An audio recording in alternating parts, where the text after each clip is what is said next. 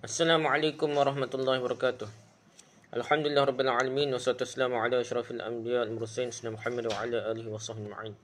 Rabbi shrah li sadri wa yassir li amri wa hlul 'uqdatam min lisani yafqahu qawli. Amma ba'du. Kita sama balik kitab kita ni Fadailus Sadaqah, Fadailus Sadaqat, kelebihan-kelebihan sedekah. Karangan Syekhul Hadis Maulana Muhammad Zakaria Ilyas Al-Kandahlawi, Syekhul Hadis di Mazahir Ulum Saharanpur di India lah. Jadi kita sambung balik kitab kita ni pasal ke-7 muka surat 1014. Muka surat 1014 pasal ke-7. Kisah-kisah orang yang zuhud dan mereka yang membelanjakan harta jalan Allah Ta'ala ni. Kisah-kisah orang zuhud dan mereka yang membelanjakan harta di jalan Allah. Pada pasal ini, pada bab ini kami hendak menukilkan beberapa peristiwa sebagai contoh mengenai mereka yang telah memahami hakikat dunia dan akhirat. Hak faham molek dunia ni apa, akhirat ni apa. Dan telah ambil sikap tidak minat, tidak cinta pada dunia dan telah berusaha untuk meningkatkan bekal-bekal yang akan mereka hantar ke negeri akhirat. Zuhud dan kemurahan hati ini dua perkara yang berasingan dari segi ertinya dan cara mengamalkannya. Tetapi dari segi urusan berkenaan dengan harta, kedua-duanya sedikit sebanyak ada persamaan. Zuhud dengan murah hati ni. Sebab orang zuhud ialah orang yang benci kepada dunia dan harta benda dunia ni, benci.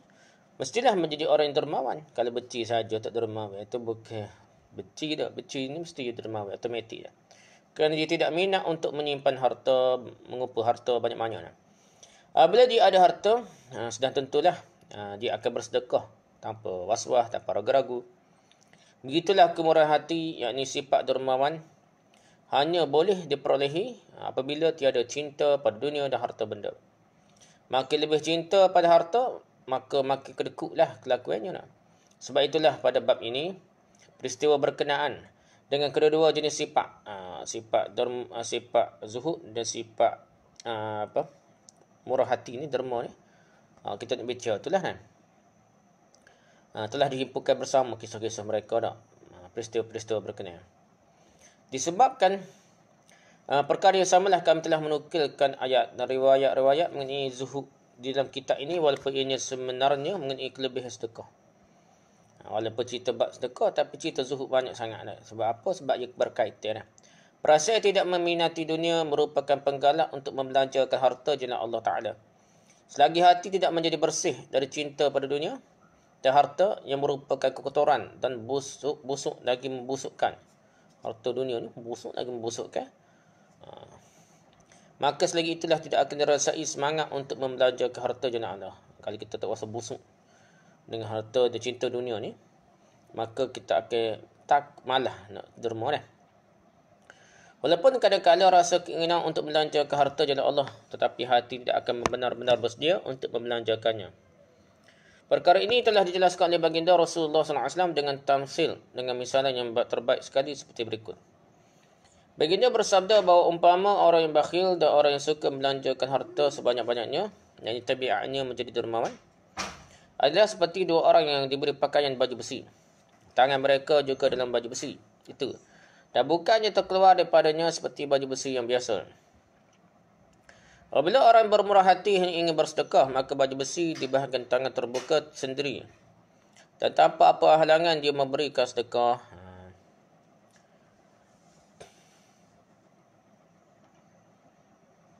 Jadi orang ia umpama ni, kalau orang bermurah hati, jadi baju besi itu jadi besar, lebar dan mudah terbuka sedikit.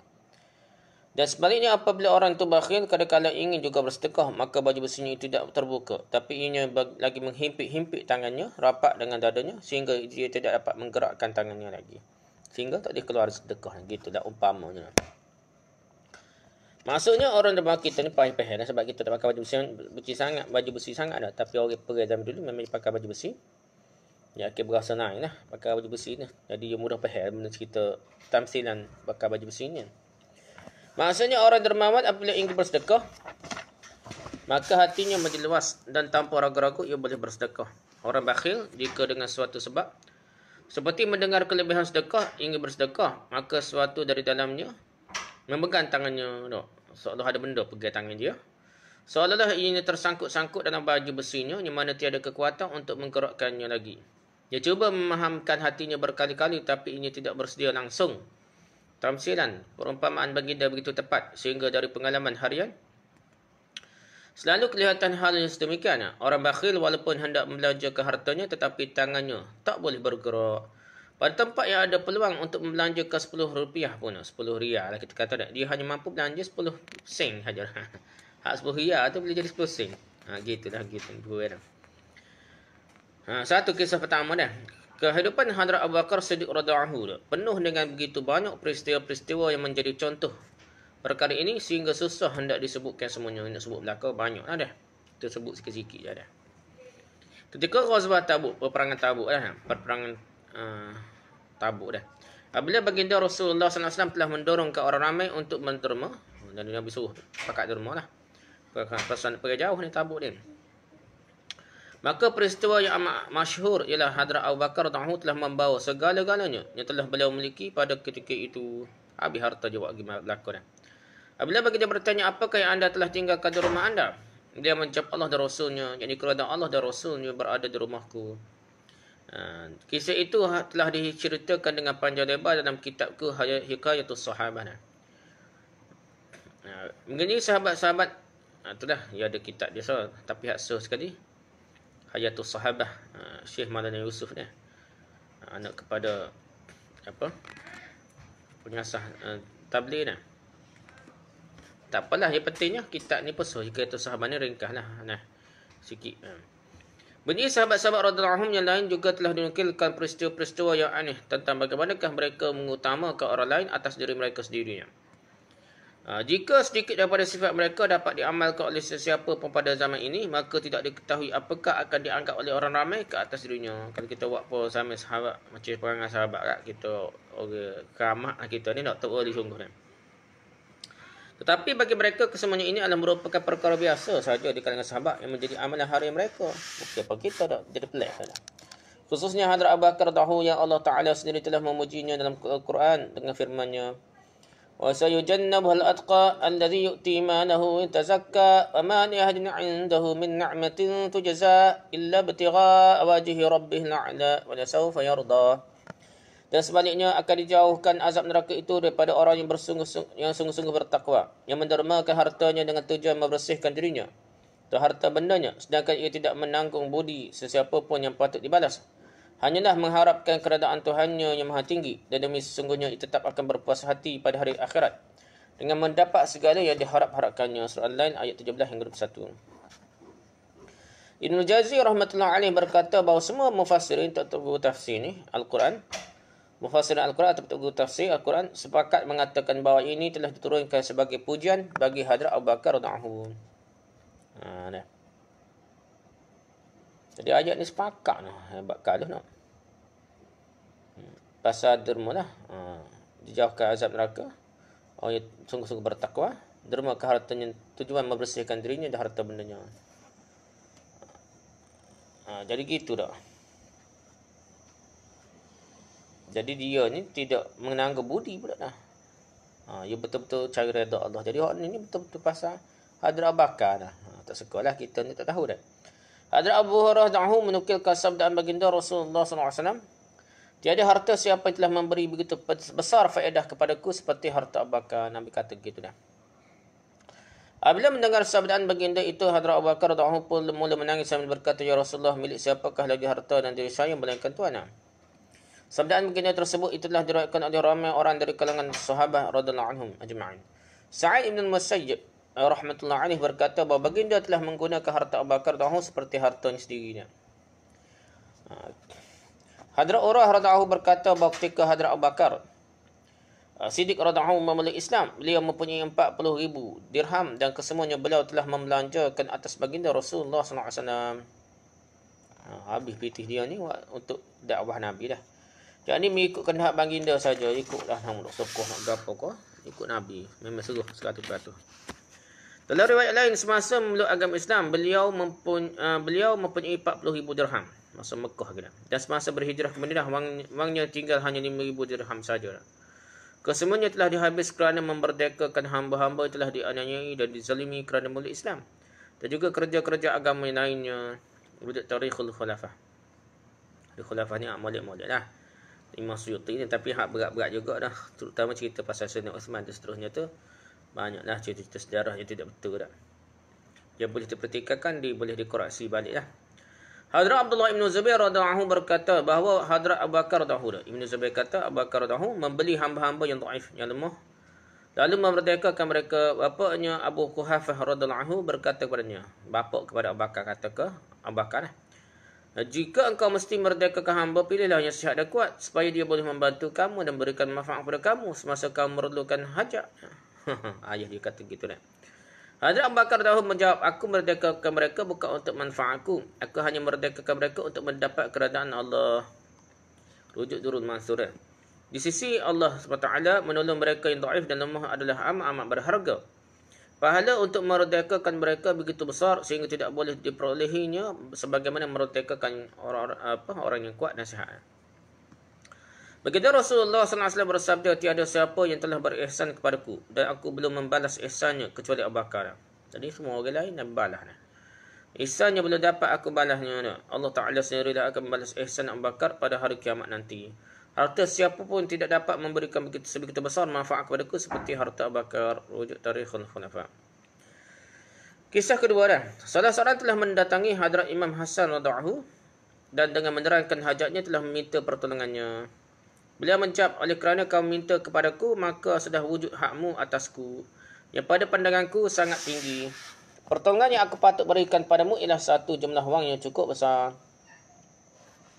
Tetapi keadaan kewangan aku buat masa ini tidaklah mengizinkan aku memberi begitu banyak wang yang munasabah dengan kedudukanmu. Sebenarnya di jalan Allah, berapa banyak pun dilanjurkan maka itu adalah sedikit saja. Tapi apakah yang aku boleh buat sedangkan aku tidak mempunyai wang sebanyak itu? Aku memang terhutang budi kepada kamu kerana kamu telah memberitahu aku akan keperluanmu. Jadi sekiranya kamu bersedia untuk menerima dengan rela hati apa yang ada padaku dan tidak mendesak aku untuk mencari dari tempat yang lain untuk memberi kepadamu akan jumlah wang yang sebenarnya sesuai dengan kedudukan kamu dan untuk menunaikan hak kamu yang sudah menjadi wajib atasku, maka aku boleh memberi dengan rela hati apa yang sedia ada. Orang yang minta tak dia berkata, wahai anak baginda Rasulullah SAW. Asal bukan dia cucu Nabi. Apa sahaja yang Tuhan berikan, maka saya akan menerimanya dan dengan perasaan senang hati dan akan mensyukurinya dan menghargainya. Dan saya akan memahami bahawa Tuhan tidak berhak untuk memberi lebih daripada itu. Hadrat Asar radhiyallahu telah berkata kepada bendaharinya, dari 300,000 dirham yang aku telah simpan dengan kamu, bahawalah berapa yang bakinya. Dia membawa itu hanya 50,000 saja. Bila bertanya 500,000 dinar Ashrafi lagi patut ada. Bendahari menjawab 500 dinar Ashrafi itu memang tidak ada lagi. Beliau mengarahkan bawalah ke sini juga. Apabila kesemua wang itu telah dibawakan, maka Hadrat Hasan radhiyallahu menyuruh si peminta untuk memanggil seseorang pemikul yang akan membawa itu sampai ke rumahnya. Apabila dia telah membawa si pemikul, maka Hadrat Hasan radhiyallahu telah menyerahkan kesemua wang kepadanya lalu menanggalkan cadar dari tubuh yang mulia dan memberi kepada si peminta sambil berkata, upah untuk si pemikul yang membawa wang ini sampai ke rumahmu juga tanggungjawabku. Oleh itu jualah cadar ini dan bayar upahnya. Apabila si peminta bersama wang itu berangkat, maka hamba-hamba Hadrat Hasan radhiyallahu telah berkata kepada beliau, kini kami tiada satu dirham pun untuk membeli makan. Tuan sudah memberikan semua kepadanya. Hadrat Hasan radhiyallahu berjawab, aku yakin dan harap Allah Ta'ala akan memberi pahala yang besar sebagai balasan kepadaku. Setelah memberi wang itu kesemuanya tanpa ditinggalkan apa-apa dan yang diberikan itu pun jumlah yang wang yang sangat banyak. Namun beliau menyesal dan katanya hak peminta belum dipenuhi lagi. Hak minta ni dia rasa tak cukup lagi, sikit aja beri dah. Dia maksudnya sangat kuat derma . Kisah ketiga. Berapa orang qari daripada Basrah telah mendatangi Hadrat Abdullah bin Abbas radhiyallahu anhu lalu berkata, salah seorang jiran kami adalah merupakan orang yang banyak beribadah, puasa di siang hari, tahajud di waktu malam dan lain-lainnya. Kami semua cemburu kerana ibadahnya yang begitu banyak dan berhasrat agar kami juga dapat berbuat seperti demikian. Qari daripada Basrah ni.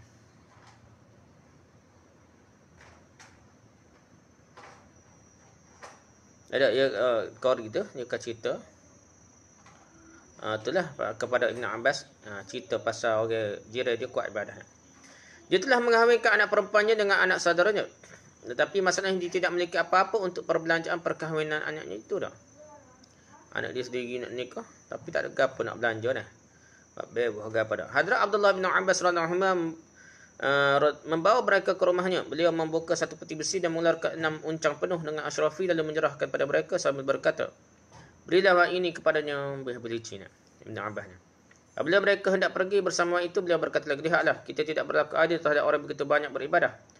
Wang ini jika kita serahkan padanya akan menjadi masalah kepadanya. Dia akan mula berusaha untuk membeli barang-barang perkahwinan dan akan menjadi sibuk dalam berbagai-bagai urusan. Dengan demikian, ibadahnya akan terganggu. Dunia hina itu tidak berhak untuk memalingkan dirinya dari beribadah. Apa salahnya kalau kita sendiri berkhidmat untuk menyelesaikan urusan seorang miskin yang begitu banyak beribadah? Janganlah kita mengganggunya dengan memberi wang ini kepadanya. Bahkan kita sendiri membeli dan membuat semua persiapan yang lengkap dengan membelanjakan wang ini. Barulah kita menyerahkan kepadanya. Mereka bersetuju dan setelah menyempurnakan segala urusan perkahwinan itu, mereka memberitahu pada si Abi itu. Ia takut si Abi orang amal ibadah itu terganggu ibadahnya kerana sibuk nak baik wahana. Jadi dia jurus tak ada nak. Yang keempat ada Abah Hasan Madaini rahmatullah alaih berkata bahawa Hadrat Imam Hasan, Imam Husain dan Abdullah ibn Ja'far radhiyallahu anhum ajma'in sedang dalam perjalanan untuk menunaikan haji.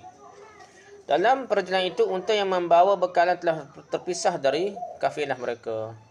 Akibatnya mereka terpaksa berjalan dalam keadaan lapar dan dahaga. Apabila melalui sebuah kemah yang dinamai oleh seorang perempuan tua, mereka bertanya kepadanya, apakah ibu ada apa-apa untuk diminum, sama ada air ataupun susu? Perempuan tua itu menjawab, ada.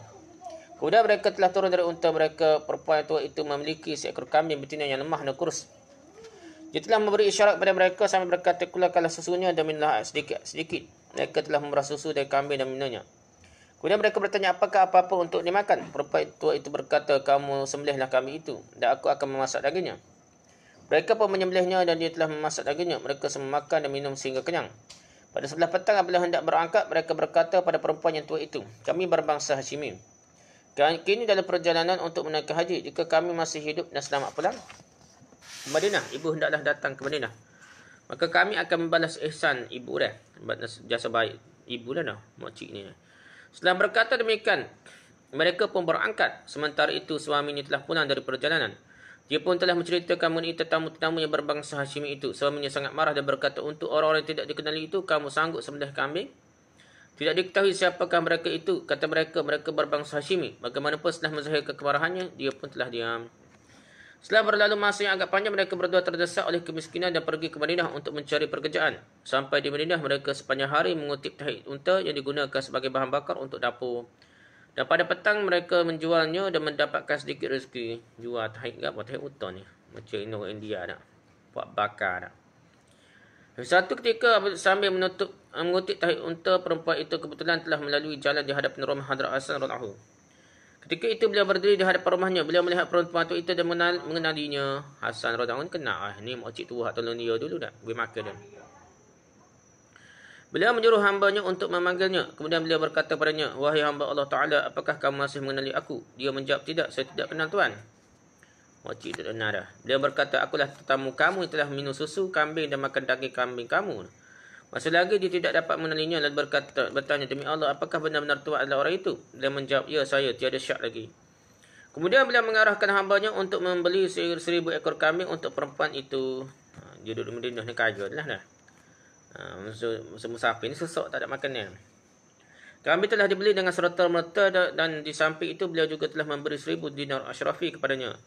Kemudian beliau telah dihantar kepada adiknya Hadrat Husain radhiyallahu anhu bersama seorang hambanya.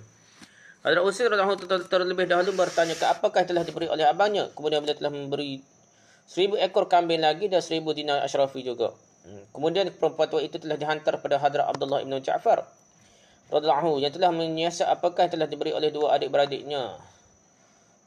Kemudian beliau juga telah memberi 2,000 ekor kambing dan 2,000 dinar dan berkata, jika kamu datang awal lagi kepada aku, maka sudah pasti akan memberi lebih banyak lagi. Perempuan itu telah menemui suaminya dengan membawa bersamanya 4,000 ekor kambing dan 4,000 dinar Ashrafi dan berkata, inilah balasan untuk seekor kambing yang dhaif dan kurus. Jadi itu orang hak tu. Siapa Madinah tak suka dah. Dia tak kenal, tak ingat ada orang hak dia tu ni. Tiba-tiba makcik tu orang jo terima apa bantuan makcik tu masa supaya musafir tu lepas ingat makcik ni. Nombui banyak bukan main lagi ke makcik dah. Asalnya seekor kambing kuru. Buat minum, dah buat makan. Dah. Tiba keliknya 4,000 ekor kambing. Boleh 4,000 dinar pula dah. Pitih dah. Kaya makcik dia. Tiba-tiba kaya. Okey juga. OKB dah. Kaya bagus. Okey, OKB dah. Kaya bagus. Kisah kelima. Hadrat Abdullah ibn Amir bin Quraish radhiyallahu adalah sepupu Hadrat Uthman radhiyallahu dah. Jadi Abdullah ibn Amir ni sepupu Uthman dah. Suatu ketika mungkin pada waktu malam beliau keluar dari masjid dan berjalan ke arah rumahnya. Keluar masjid, jalan ke rumah lah. Dalam keadaan keseorangan. Dalam perjalanan beliau menemui seorang pemuda yang mula migrainya. Jumpa budak muda lah kata dah. Beliau bertanya, apakah kamu hendak bercakap apa-apa kepada saya? Dia pun menjawab. Budak muda tu dah. Saya inginkan keselamatan dan kejayaan Tuhan saja, tidak mau bercakap apa-apa. Saya melihat Tuhan berjalan seorang diri dalam keadaan sunyi sebegini. Saya bimbang nanti berlaku apa-apa kesusahan pada diri Tuhan. Oleh itu saya pun mengiringi Tuhan. Mudah-mudahan dalam perjalanan tidak berlaku apa-apa yang tidak diingini. Ada orang meropok gapo kali. Hadrat Abdullah ibn Amir radhiyallahu memegang tangan pemuda itu lalu membawanya sampai ke rumahnya. Setelah sampai di rumah, beliau memberi 1,000 dinar kepadanya sambil berkata, gunakanlah hal ini untuk urusanmu sendiri. Orang-orang tua kamu telah memberikan tarbiyah yang baik sekali kepada kamu. Itu kisah kelima. Kita tolong sikit, lebih 1,000 nak. Nak cerita orang nak lah, murah hati ni. Yang keenam, Abdullah ibn Abbas. Tapi cerita-cerita kita tengok ni, walaupun orang itu zuhud, sahabat besar pun tak. Bukan zuhud, dia tak ada pitih banyak. Tapi sedekah tu kuat. Sedekah tu pun tak takut miskin, habis licin begitu. Tu cerita mereka dah. Bukanlah maksudnya zuhud orang mereka ni habis tak ada pitih sikit abu dah. Tak ada pitih tapi tak banyak bui dah. Yang keenam, Abdullah bin Abbas radhiyallahu anhu berkata bahawa di halaman rumah salah seorang hamba Allah ada sebatang pohon tamar, pohon kurma lah, yang pelepah-pelepahnya telah berkembang sampai ke rumah jirannya yang miskin. Apabila orang itu naik ke atas pokok tamar itu untuk memetik buah tamar, terkadang-kala disebabkan goncangnya berapa biji buah tamar telah terjatuh di rumah jirannya. Anak-anak kecil jirannya pun mengutik buah-buah tersebut. Budak-budak tak kira dah. Pemilik pokok itu telah turun dari pokok lalu pergi ke rumah jirannya dan merampas buah-buah tamar dari tangan kanak-kanak itu. Sehingga dia memasukkan jarinya ke dalam mulut mereka untuk mengeluarkan buah tamar yang mereka sedang makan. Budak-budak jiran yang miskin ni. Ada mulut pun korek lagi tubik dia orang kaya. Orang miskin itu telah mengadu hal itu kepada baginda Rasulullah SAW.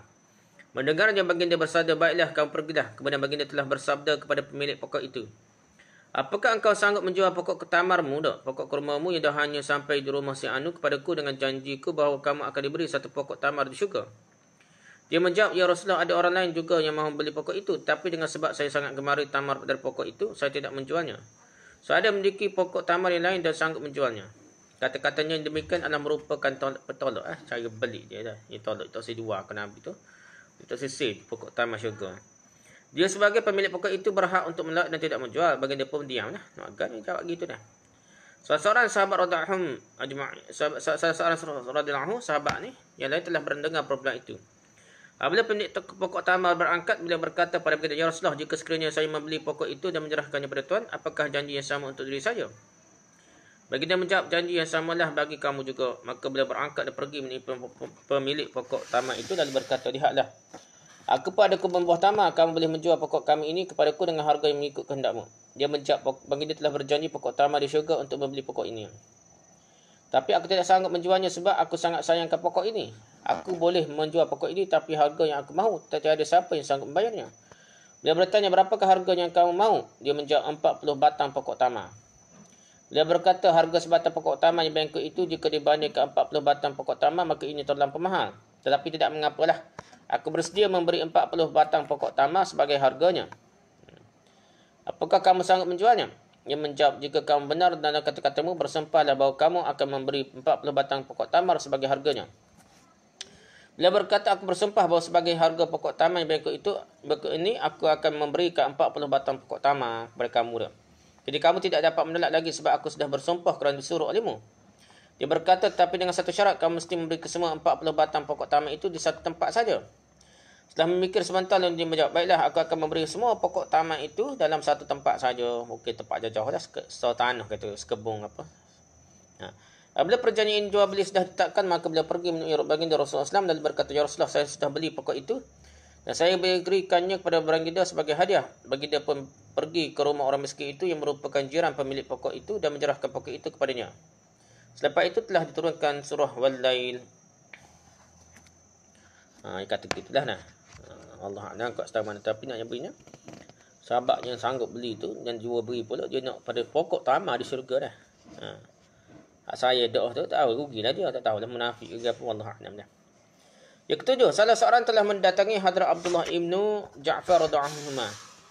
Lalu membaca dua syair yang bermaksud ihsan, buat baiklah dah. Dan perlakuan baik hanya menjadi ihsan yang sebenar. Apabila ianya dilakukan kepada ahlinya yang ada kelayakan untuk menerima ihsannya. Jawab syair itu lah. Tak patut berbuat baik terhadap orang yang tidak layak untuk menerimanya. Apabila kamu hendak berbuat baik kepada siapa, maka buatlah demikian dengan sedekah ikhlas, iaitu dengan tujuan semata-mata mencari redha Allah. Sebab dengan demikian tiada syarat kelayakan sama ada kafir atau haiwan. Tak kira kita sedekah pada kafir ke sedekah pada haiwan pun tak kisah. Yang pentingnya kita ni ikhlas. Orang dia terima tu kafir pun tak apa dah. Haiwan pun tak apa dah. Anjing pun tak apa lagi dah. Ataupun berihsanlah terhadap kaum kerabat kamu yang mana hak kekerabatannya mengatasi kelayakan. Anak beranak ni dia besar kelayakannya dah. Kalau nak beri sedekah pun zakat ke apa, anak beranak yang lebih utama dah. Jika sekiranya kedua-dua keadaan itu tidak didapati, maka janganlah dirosakkan ihsanmu dengan diberinya kepada orang yang tidak layak. Tapi tak molek juga kalau beri kau kita sesuai, tak molek dah. Okey, seokok okey. Apa purah nak. Takut bazir kau si beli dadah berat dah. Dalam syair ini terdapat isyarat ke arah Hadrat Abdullah ibnu Ja'far radhiyallahu anhu. Radhiyallahu anhu sendiri, sebab ihsan dan pemberiannya seperti hujan meliputi semua orang tanpa mengira kelayakan. Setelah mendengar syair tersebut, Hadrat Abdullah ibnu Ja'far radhiyallahu anhu berkata, syair ini akan menjadikan manusia bakhil. Aku akan menurunkan ihsanku seperti hujan secara umum. Jika ianya sampai pada orang yang layak dan mulia, maka sudah tentu hartaku itu layak sampai kepada yang layak. Jika sekiranya pemberianku sampai pada siapa yang tidak layak, maka sudah tentu hartaku itu tidak berhak untuk sampai kepada yang layak. Dia kata begitu dah. Dia kata syair ini jadi bakhil dah.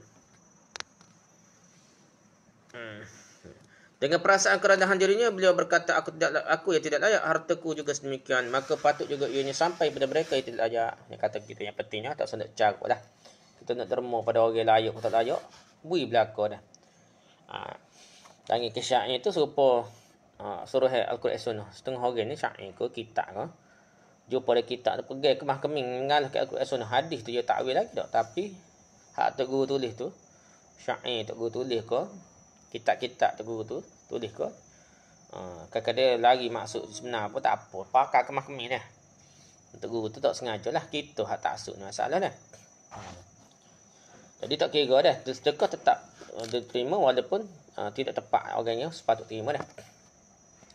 Yang ke-8, satu ketika Hadrat Munqadar rahmatullah alaih telah mendatangi Hadrat Aisyah radhiyallahu anha, telah lalu menerangkan hajat keperluannya sendiri yang amat terdesak. Jadi Munqadar ni terdesak jumpa Aisyah lah. Hadrat Aisyah radhiyallahu anha berkata, buat masa ini aku tidak mempunyai apa-apa. Jika sekiranya walaupun 10,000 dirham ada padaku, maka sudah tentu aku akan memberikan kesemuanya padamu. Ini masalah tak ada, saya habuk dia kata tak. Tapi kini tiada apa-apa dah. Maka Hadrat Munqadar rahmatullah alaih pun balik. Selepas beberapa ketika telah sampai 10,000 kepada Hadrat Aisyah radhiyallahu anha sebagai hadiah dari Khalid ibnu Asad radhiyallahu anhu. Setelah menerimanya, beliau berkata, kata-kataku tadi kepada Munqadar telah terlalu cepat diuji. Lekas beliau menghantar orang untuk memanggil Hadrat Munqadar rahmatullah alaih. Kemudian beliau telah memberi kesemua wang kepada Hadrat Munqadar rahmatullah alaih, yang mana 1,000 dirham daripadanya beliau telah membeli seorang hamba wanita. Dari hamba wanita itu, beliau Hadrat Munqadar rahmatullah telah mendapatkan 3 orang anak lelaki, iaitu Muhammad, Abu Bakar dan Umar, daripada hamba perempuan. Ketiga-tiganya telah menjadi masyhur sebagai orang yang kuat beribadah di Madinah. Tahzibut tahzib. Gitulah, boleh. Tu isteri Nabi lah, gitu dia tak kira dah, habis licin kan dia sedekah dah. Baru dia boleh orang derma ke dia, orang beri hadiah ke dia, beri ke orang lain. Jadi kira you tak perlu dah. Tu cara isteri Nabi lah. Tidakkah Hadrat Aisyah radhiyallahu anha akan mendapat semua pahala ibadah mereka bertiga kerana beliau lah menjadikan asbab kelahiran mereka, kerana dia beri pitih lagi. Lepas tu beli hamba, beri pula ke Munqadar. Lepas tu jadi orang yang soleh pula dah. Jadi dia menjadi asbab lah. Jadi budak tu boleh anak-anak tu buat ibadah tu boleh ke juga akan Aisyah dia. Walaupun dia tak ada anak dah. Sebab itu sebenarnya Aisyah ni dari segi pahala banyak anak dia. Dari segi pahala dia. Macam anak keturunan dia. Sebab dia ramai tangga orang dah. Tangga orang soleh ni ramai menang Aisyah dah. Kisah-kisah kemurahan hati Hadrat Aisyah radhiyallahu juga begitu banyak seperti ayahnya radhiyallahu anhu, seperti ayahnya ialah pok dia tu Abu Bakar As-Siddiq. Sehingga susah hendak dinukilkan kesemuanya. Satu kisah lagi telah dinukilkan dalam kitab Hikayatus Sahabat, kisah-kisah sahabat ni. Iaitu beliau telah membahagi-bahagikan 2 guni dirham pada siang hari tetapi tidak teringat untuk menyimpan walaupun 1 dirham daripadanya supaya boleh dibeli daging untuk berbuka puasa. Beli makan ni pun teringat beri orang habis licunya. Kandungan kedua-dua guni ini adalah melebihi 100 ribu dirham. Dalam satu lagi kisahnya dikatakan bahawa beliau telah mensedekahkan 180 ribu dirham. Tami Ibn Urwah radhiyallahu berkata, satu ketika saya melihat ibu saudara saya, iaitu Hadrat Aisyah radhiyallahu telah mensedekahkan 70 ribu dirham. Sedangkan ketika itu beliau sendiri memakai baju yang bertampal-tampal. Jadi Aisyah pakai baju, cari jahit, dia tapa-tapa, dia pakai baju comel lah. Walaupun dia isteri Nabi SAW. Ittihad Sadatul Muttaqin Syarah Ihya Ulumuddin. Kisah ke-9 ya. Aban Ibn Uthman rahmatullah alaih berkata bahawa salah seorang telah membuat satu perancangan jahat untuk menghina, mengganggu serta memalukan Hadrat Abdullah Ibn Abbas radhiyallahu anhu. Ada orang nak malu Ibn Abbas dah. Kepada orang ramai, dia telah memberitahu semua ketua Quraisy bahawa Hadrat Abdullah Ibn Abbas radhiyallahu anhu menjemput mereka sekalian untuk pergi ke rumahnya pada hari esok, pagi esok untuk makan. Sedangkan ketua Abdullah Ibn Abbas tak tahu dah. Keesokan hari ketika rumahnya pada pagi besok untuk makan, keesokan hari ketika waktu makan, ramailah orang telah datang ke rumahnya sehingga tidak cukup ruang di rumahnya. Setelah mengetahui sebabnya, sebenarnya beliau pun meminta semua orang untuk duduk. Kemudian beliau membawakan bekas-bekas buah-buahan dari pasar dan meletakkan di hadapan mereka supaya mereka sibuk makan buah-buahan. Sementara itu beliau mengarahkan ramai orang tukang masak untuk menyediakan makanan untuk mereka. Orang-orang yang datang masih belum selesai makan buah-buahan yang dihidangkannya, maka makanan sudah siap dimasak dan dihidangkan. Semua orang telah makan dengan sekenyang-kenyangnya. Selepas itu Hadrat Ibn Abbas radhiyallahu telah bertanya kepada bendaharinya, adakah kesempatan untuk kita meneruskan jemaah begini pada setiap pagi? Bendahari pun berkata boleh. Maka beliau berkata pada semua orang, kamu semua dijemput makan di sini pada setiap pagi. Ini adalah peristiwa di zaman pembukaan dan kedatangan harta yang banyak kepada sahabat radhiyallahu anhum ajma'in. Walaupun mereka peroleh harta yang banyak, tapi dengan sebab mereka memiliki sifat murah hati dah, kekuatan nak derma tu, harta yang didapati akan habis disedekahkan seperti air cepat hilang dari penapisnya. Harta telah datang melimpah-limpah ruah dan akan habis cepat sehingga kadang-kadang tidak ditinggalkan walaupun 1 dirham untuk menyediakan makanan sendiri. Mereka tidak termiat menyimpan harta walaupun berjuta-juta dirham telah datang, tapi dalam beberapa minit sahaja akan habis disedekahkannya. Kisah ke-10 Waqdi rahmatullah alaih berkata, saya mempunyai 2 orang kawan yang rapat. Satu berbangsa Hashimi dan yang satu lagi bukan Hashimi. Keturunan Hashim lah, Bani Hashim lah. Perhubungan kami antara satu dengan lain begitu rapat sehingga seolah kami punya satu roh dalam 3 jasad. Gitu dia kata. Ketika itu saya dalam amat kesempitan, hari raya sudah pun hampir. Isteri saya berkata saya akan bersabar dalam setiap keadaan, tetapi hari raya sudah hampir. Anak-anak kita akan merajuk dan tangisan mereka akan mengoyakkan hati saya. Bininya kata ke dia lah. Apa dia ni? Waqdi ke apa dah? Kadang-kadang yang lain di kampung kita memakai pakaian mahal dan mereka membeli bermacam-macam barangan. Tapi anak-anak kita ke sana dan kemari dengan memakai pakaian compang-camping dan berwajah sedih. Kalau boleh kamu carilah duit supaya dapat saya belikan pakaian untuk mereka. Baju gajah ke apa dah. Saya tidak dapat menahan perasaan kesian terhadap mereka. Mendengar kata-kata isteri saya itu, saya pun telah mengirim sepucuk surat kepada kawan saya berbangsa Hashimi itu dah. Dengan menerangkan keadaan saya, sebagai membalas surat itu, dia telah mengirim satu uncang yang bermeterai dan tercatat perkataannya. Dalam uncang ini ada 1000 dirham. Kamu gunakanlah ini untuk selesaikan masalah kamu. Maka uncang itu menjadi penyejuk mata saya. Tetapi sebelum saya membukanya, dengan datanglah sepucuk surat dari kawan saya bukan berbangsa Hashimi dah. Tadi Hashimi itu keturunan Bani Hashim, kaya ke apa dah. Ada orang lain pula mari atas surat kepada dia, saya dia lah ni. Dia 3 orang saya rapat ni. Dengan surat tersebut sama seperti yang saya telah kirimkan kepada kawan saya berbangsa Hashimi tadi lah. Maka saya telah mengambil keputusan untuk menghantar uncang tersebut yang masih belum dibuka penutupnya kepadanya. Nyon Atta pula beri ke saya dia hak minta dah. Ikut saya disusuhkan kepada dia lah. Disebabkan perasaan malu terhadap isteri kerana masalah belum selesai, saya bimbang untuk balik ke rumah. Saya telah pergi ke masjid dan beriktikaf di masjid selama 2 hari dan 2 malam. Tak berani balik ke rumah kerana tak boleh buat klik pitih. Duduk tapa di masjid. Hari ketiga barulah saya balik ke rumah dan menceritakan semua peristiwa tadi. Saya harang sebab isteri saya tidak mengadu sedikit pun. Dia pun takut dah marah ke bini dah. Janji nak cari pitih, tiba-tiba tak ada pitih dah. Pitih pula, beri kat orang pula. Tolong saya dia hak susah. Di luar dugaan saya, dia tidak marah atau merajuk. Tapi dia menyetujui perbuatan saya itu dan berkata, baguslah apa yang kamu telah lakukan itu. Ketika kami sedang berbincang itu, kawan saya berbangsa Hashimi tiba di rumah kami sambil memegang uncang yang termeterai itu yang telah saya hantar kepada kawan saya yang bukan berbangsa Hashimi. Jadi, saya dia, bangsa Hashimi ni berbangsa Wel, kita kata dah. Pegang uncang yang termeterai itu, yang dia hantar ke kawan dia dah. Padahalnya, dia berkata, cakap benar, apakah cerita uncang ini? Setelah menceritakan peristiwa yang saya tahu, kemudian dia berkata, ketika suratmu sampai kepadaku, aku tidak punya apa-apa kecuali uncang ini. Aku pun sudah hantar uncang ini kepadamu dan kirim surat kepada kawan kita yang bukan berbangsa Hashimi itu dah.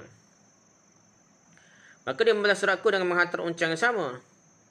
Aku terperanjat sebab uncang inilah aku telah hantar kepadamu. Bagaimana ia telah sampai kepadanya? Untuk menyiasat hal inilah aku datang kemari tak? Jadi dia tak ada pitih belakang, dia bagi tolong ni. Tolong saya lah. Sekali, tolong saya orang ni kata sesuatu, tolong saya orang ni pula. Waktu kata sesuatu, tolong saya pula. Sekali, musim pitih dia. Waktu rahmatullah alaih berkata, kami telah membuka uncang itu dan mengambil 100 dirham untuk diberi kepada wanita dan membahagikan 900 dirham yang baki di antara kami bertiga dengan mengambil 300 dirham seseorang. Sekali bagi sama rata. Padahal dia tak ada pitih juga bangsa awal benar.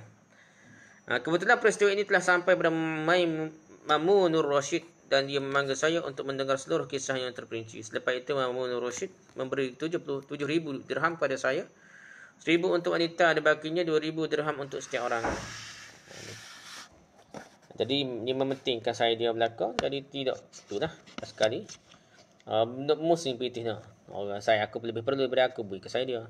Saya dia kata ada saya lebih perlu beri ke saya dia. Orang dia kata saya lebih perlu beri. Jadi musim gitu dia beri dia. Nak dia beri kuat je isar atau mementingkan orang lain daripada diri dia sendiri. Yang ke-11 nah. Satu ketika Hadrat Abdullah bin Ja'far radhiyallahu anhu telah melalui satu kebun di Madinah Munawwarah. Seorang hamba yang berbangsa Habsyi dah, orang negeri gitulah, menjaga kebun tersebut dah. Ketika itu dia sedang makan roti dan seekor anjing berada di hadapannya. Apabila dia meletak satu suap ke dalam mulutnya sendiri, maka satu suap yang serupa dia letakkan di hadapan si anjing itu. Bagi nyanyi dah. Roti tu so makan dia, so suap lagi beri ke anjing dah. Hadrat Abdullah bin Ja'far radhiyallahu anhu melihat pemandangan itu sambil berdiri. Apakah hamba itu selesai makan? Bila bertanya padanya, kamu ini hamba siapa? Dia menjawab, waris-waris Hadrat Uthman radhiyallahu anhu. Merupakan pemilik saya dah. Anak beranak Uthman lah. Anak beranak sahabat Nabi Uthman ni. Itulah tuai dia dah. Beliau berkata, aku sudah melihat satu perkara yang aneh pada dirimu. Dia bertanya, apakah yang Tuhan hamba lihat? Beliau menjawab, apabila kamu makan satu suap, kamu akan beri satu suap kepada si anjing pula. Dia berkata, selama berapa tahun si anjing itu menemani saya di sini. Dari itu mustahaklah sekali saya menerima persahabatannya semasa makan juga orang. Beliau berkata, tidakkah mencukupi bagi anjing itu makan yang lebih rendah mutunya? Dia menjawab, saya rasa malu dan tertekan dengan perasaan harga diri terhadap Allah Ta'ala. Jika saya makan, sedangkan yang bernyawa yang lain melihat saja, tak sanggup tengok natai, tengok saja, dia makan saja depan natai dah. Walaupun anjing dah.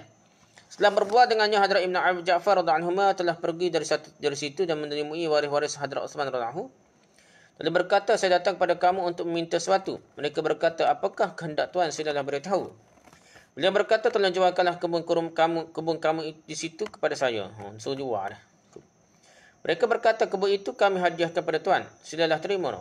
Anak beranak dia pakai nak bui hadiah. Beliau berkata, saya tidak mahu menerimanya tanpa bayaran. Maka harganya telah ditetapkan dan jual beli pun telah selesai. Kemudian beliau berkata, hamba saya yang bekerja di situ pun saya mahu membelinya. Mereka enggan menjualnya kerana sejak dari umurnya yang kecil lagi mereka telah memeliharanya. Mereka berkata, perpisahan dengannya adalah sukar sebab kami sangat sayang kepadanya. Tetapi kerana desakan Hadrat Abdullah bin Ja'far radhiyallahu anhu tu, mereka terpaksa menjualnya juga. Setelah selesai pembelian kedua-dua perkara tersebut, beliau pergi semula ke kebun itu dan berkata pada hamba itu, aku sudah membeli kebun ini dan juga kamu sekali.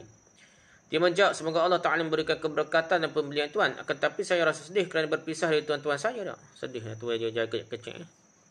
Sebab dari umur saya kecil lagi mereka telah menjaga dan memelihara saya. Hadrat Abdullah ibn Ja'far radhiyallahu anhu berkata kepadanya, aku merdekakan awak dan berikan kebun ini kepada awak sebagai hadiah dah.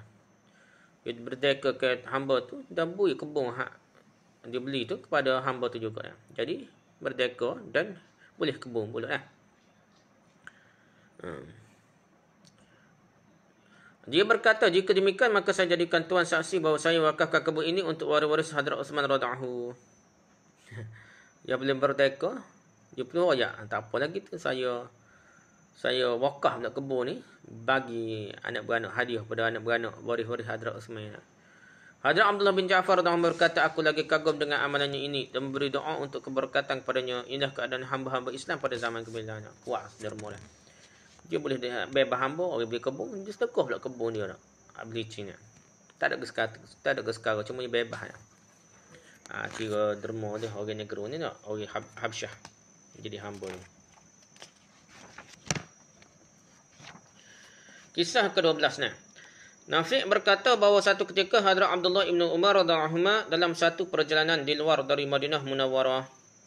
Bila tiba waktu makan di satu tempat, khadam-khadam yang mengiringinya memasang soprah. Maksudnya soprah ni apa tu lah. Melapik makannya lah.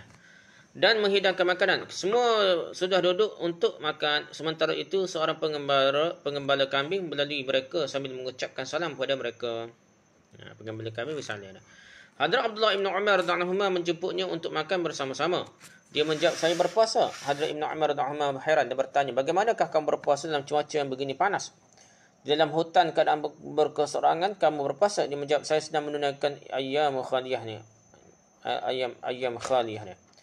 Ini merupakan isyarat pada satu ayat Quran yang terdapat dalam surah Al-Haqqah. Allah Ta'ala akan berfirman kepada ahli syurga, kulu washrabu hani'am bima aslaftum fil ayyamil khaliyah.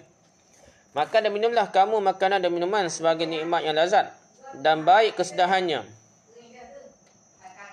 Makan dan minumlah kamu makanan dan minuman sebagai nikmat yang lazat dan baik kesudahannya dengan sebab amalan soleh yang telah kamu kerjakan pada masa yang lalu di dunia.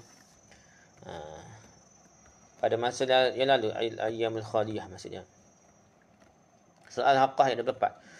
Kemudian Hadrat Ibn Umar radhiyallahu anhu dengan niat mengujinya telah berkata, Ibn Umar uji dia lah. Kami hendak membeli seekor kambing. Beritahulah harganya dan ambillah. Kami akan menyembelihnya dan makan. Kamu juga akan diberi daging yang mana boleh kamu berbuka puasa dengannya. Dia berkata, kambing-kambing ini bukanlah milik saya. Saya cuma seorang penghamba dan pengembala kambing hamba dah. Kambing ini adalah milik tuan saya. Hadrat Ibn Umar radhiyallahu anhu berkata, tuannya mana tahu, beritahulah dia bahawa segala sudah makan satu ekor kambing. Dia telah berisyarat ke arah langit sambil berkata, fa'in Allah. Yang ini di manakah Allah? Allah Ta'ala akan berada ketika saya berbuat demikian. Di manakah Allah dah? Itu di kemanakah Allah? Pelik ya? Kemanakah Allah Ta'ala? Di manakah Allah dah ketika saya berbuat demikian dah? Dia maha melihat bagaimanakah saya boleh berkata serigala sudah dimakan. Allah tahu dah. Cakap dan nipu dah. Hadrat Ibn Umar radhiyallahu anhu lagi kagum dan berkali-kali mengulangi kata-katanya sambil menikmati kelazatannya. Pengembala kambing berkata, fa'inallah, fa'inallah. Di manakah Allah? Kemanakah Allah akan pergi, kata. Di manakah Allah? Ainana. Kau ni takut. Soalan takut Asy'ari ni setengah tu takut dia sebut dah. Di manakah Allah sehingga gitulah dah. Kemanakah Allah akan pergi, pelik pula dah. Itu terjemuh tak pelik dah. Ainallah, di manakah Allah ni? Allah ni duduk mana? Ya, sehingga kita nak lagi ni Allah tahu dah. Selepas itu Hadrat Ibn Umar radhiyallahu anhu telah pergi ke bandar untuk menceritakan kepunyaan hamba tersebut lalu membelinya bersama semua kambing-kambing gembalaannya. Gitulah. Ibn Umar ni beli kambing-kambing dah dengan hamba-hamba tersebut lah. Kemudian beliau memerdekakannya dan menghadiahkan kambing-kambing itu kepadanya. Ini adalah keadaan pengembala kambing pada zaman dahulu yang dalam keadaan keseorangan di dalam hutan. Pun mereka tetap memikirkan bahawa Allah Maha melihat, sentiasa melihat segala-galanya.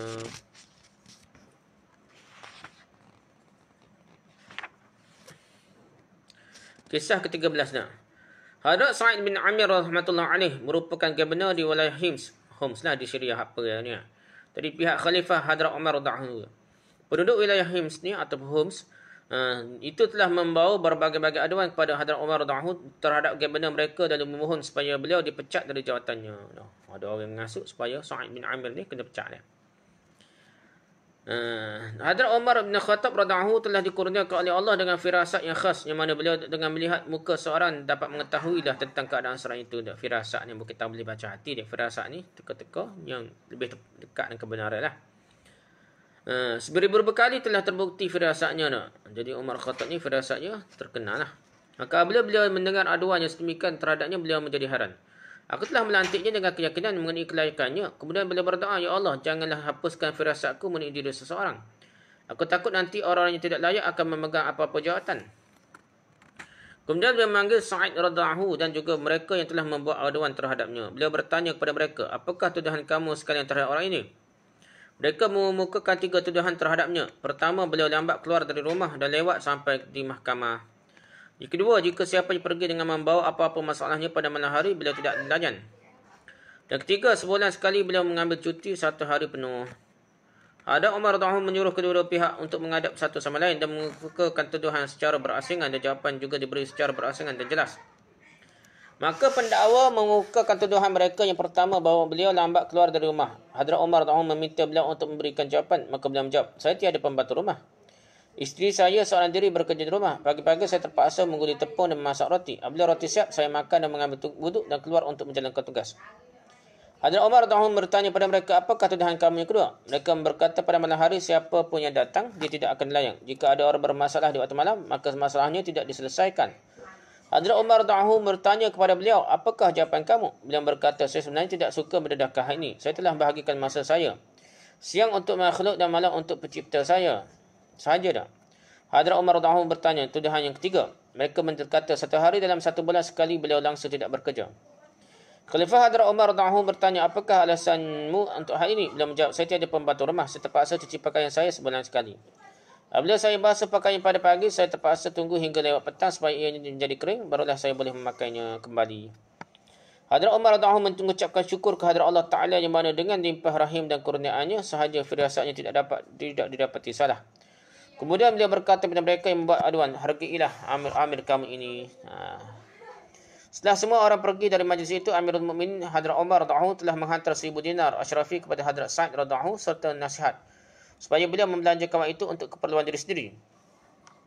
Isteri Hadrat Sa'id radhiyallahu anhu amat gembira dan berkata, syukur kehadrat Allah Ta'ala yang mana dia telah menguruskan semua banyak keperluan-keperluan kita dan dapat dipenuhi. Kedua tuan tidak perlu terlibat dalam urusan rumah sebab seorang khadam boleh dibeli dengannya. Keperluan-keperluan yang lain pun boleh diuruskan dengan wang ini. Hadrat Sa'id radhiyallahu anhu berkata, di sini ada orang lain yang lebih berhajat dari kita. Saya rasa kita belanjakan wang ini ke atas mereka sahaja. Maka isterinya telah menerima dengan senang hati juga. Beliau membuat uncang-uncang yang kecil dan mengisi dengan dinar untuk orang miskin terdapat di sekelilingnya. Pendek kata, sebahagian besar dari wang tersebut telah dibelanjakan pada masa itu. Yang bakinya beliau serahkan pada isterinya sambil berkata, belanjakanlah wang ini sedikit demi sedikit. Isterinya berkata, daripada wang baki ini, jika kita membeli seorang khadam, maka saya rasa tuan akan dapat kemudahan untuk kerja-kerja lain. Beliau berkata, jangan. Tidak lama lagi akan datang kepadamu orang yang lebih berhajat dari kita. Tak boleh beli juga hamba dah. Sekali habis. Gitulah duitnya habis ke setekoh. Di Sa'id radhiyallahu anhu dah. Sa'id ni menteri besar ni kita kata ni dia. Tapi menteri besar bukan je yang besar. Syam saja tu besar mana dah. Besar luar Palestin pun termasuk Syam, Syria termasuk Syam dah. Sampai ke Jordan, Syam lagi dah. Dia besar, menteri besar yang besar lah. Peraja lah ni lebih besar daripada raja lah ni nak. Tapi bila begitu pun zuhud dia besar lah nak. Zuhud sahabat radhiyallahu anhu ajma'in. Wallahu a'lam. Subhanakallah bihamdika, subhanakallah bihamdika, subhanakallah bihamdika, asyhadu an la ilaha illa anta, astaghfiruka wa atubu ilaik. Assalamualaikum warahmatullahi wabarakatuh.